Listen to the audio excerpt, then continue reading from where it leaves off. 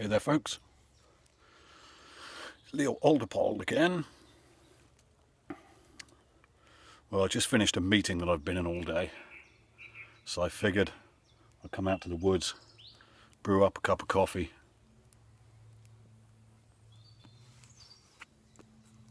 have a smoke, talk to you guys for a moment. So I've got my coffee on the stove there, and I'm just smoking some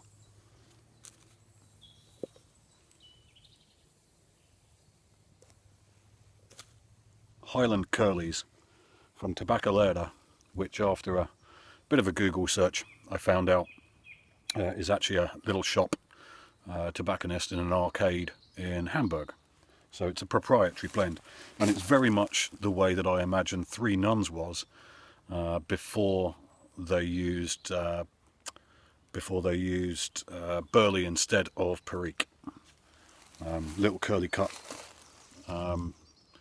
beautiful little curly cut coins, fantastic. And I think I've rapidly come to the conclusion that I'm not really overly keen on this stove here for a number of reasons. Now, first of all, my cup is pretty precariously balanced on there, so it doesn't really fit a cup very well.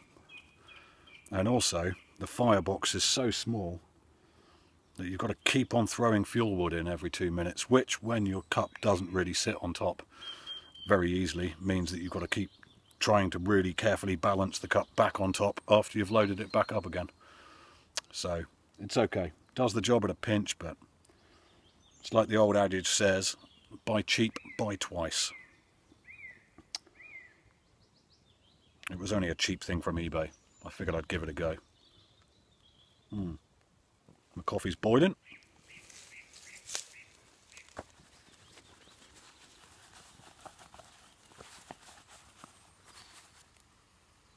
So I'll just give that a minute. And I figured I'd show you around a bit of the wood that I'm in. Alright.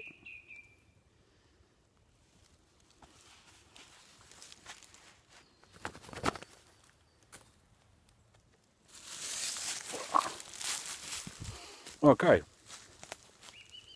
So while the coffee's cooling down,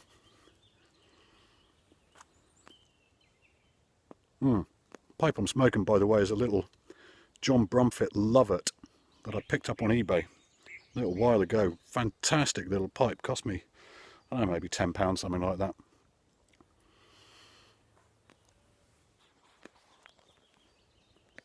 It's a bit like a Canadian, but shorter. Anywho, so I'm up in a bit of woodland in East Devon, just near the Somerset border, and the observant amongst you will notice that I'm standing predominantly under beech, but also you notice all that vegetation in the background on the ground. Well, that's actually bilberry. And this is quite interesting because beech is a lover of base-rich or neutral soils. So that's soils on limestone and chalk particularly. I love beech woodlands because they remind me of the chalk hills that I spent most of my teenage years living in and running around the woods of. So they're very, very typical of chalk soils. So that's alkaline, in other words. And interestingly enough, the there we go, all of the bilberry there, now that's an acid lover. And what this illustrates is that actually the ground that we're standing on, the soil is, and the underlying bedrock, is an interesting mixture of sandstone and chalk. So you've got these two kind of opposing, one acid, one alkaline underlying rock formations that give rise to these this quite interesting mixture of vegetation that's both acid loving and alkaline loving. So it's pretty interesting. But the great thing about beech woodlands is you've always got plenty of firewood because they're pretty much self-pruning. They drop branches all over the place. and it makes for fantastic firewood. Really just some of the best firewood you can get. One of the downsides of that is that actually, interestingly, despite many years camping under them as a teenager and as a youngster, they're actually pretty dangerous, especially in the height of summer on a very still day, oddly enough. They'll drop branches all of a sudden, big ones, you know, widow makers. And for a long time people didn't really know why this was. But people, scientists and tree people like myself now believe that one of the reasons for that is because on a really, really still day, the water and moisture that's in the bigger boughs of the trees tends to sit and settle in one place. Now beechwood's a little bit of a kind of a splitty, fragile wood, if you like. It's one of the reasons why it's so good for firewood, because it splits really nicely. But because of that, it doesn't have the same sort of flexibility as ash does, for example. So sometimes you'll get these massive great branches just crack, boom, and hit the ground on a dead still hot summer day, which is pretty interesting, because that's the point that you'd think you'd be safest in a woodland. But actually when the wind's blowing and the moisture is moving in the tree, then it gives it a bit more stability. So I'm just gonna, bear with me, I'm gonna tie you up. I can find a suitable place. Here we go. Oh, I'll just show you this here. This is a deer couch. So you see this bit of patch of the ground there, this where something scraped it away. That's a roe deer has settled down there, and I'd say he's settled down there, or she has settled down there in the last night or two. And they scrape those leaves away and make a couch. But I'm going to tie you to the tree that it's under.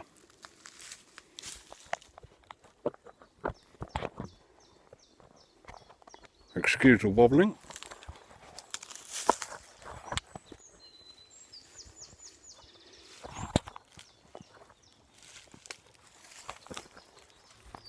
There we go. There we go, how's that? Hands free, I can light my pipe again. So one of the other downsides about beech woodlands, a couple of things. First of all, they're very hard to hunt in, because now we're actually quite moist up here, but certainly in the height of summer, the noise of the beech leaves cracking underneath your feet is really loud.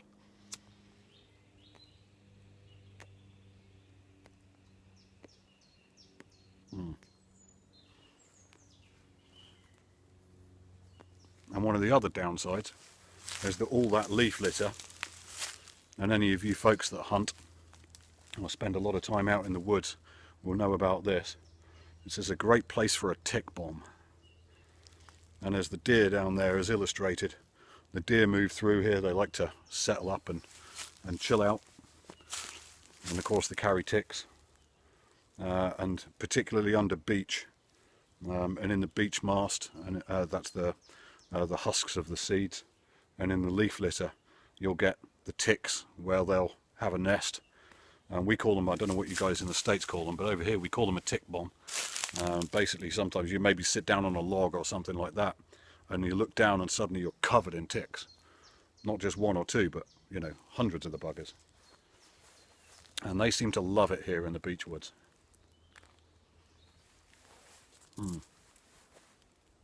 Having a bit of trouble keeping this thing lit.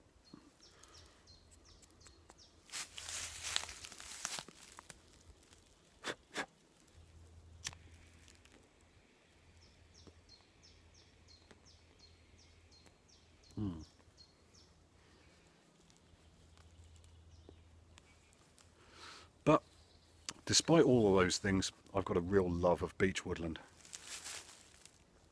Yeah, one of the other downsides, you'll see there's not a great deal of vegetation on the ground, and that's because the beech casts so much shade, and the leaf litter underneath is so thick that very little actually really grows up through it. But Flip side to that, great in mushroom season.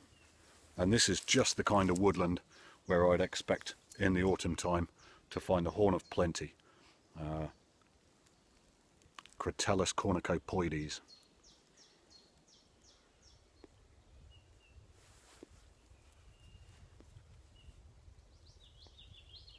So pros and cons. Pros and cons. Back in a sec.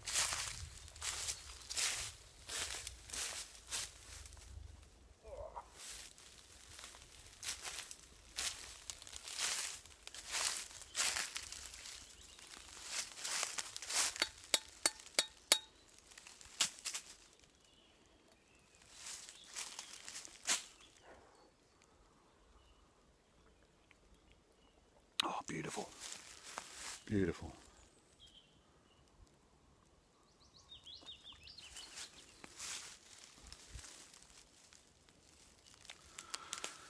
So, that's about it for this one. Now, fortunately, for the next few weeks, I've got a busy couple of weeks out and about. So, I might get the opportunity to bring you a few more interesting videos in the next couple of weeks, but I'll see how we get on. In the meantime, thanks as always for watching. Thank you to my lurker friend who sent me this fantastic tobacco. Take care, folks, and I'll see you again soon.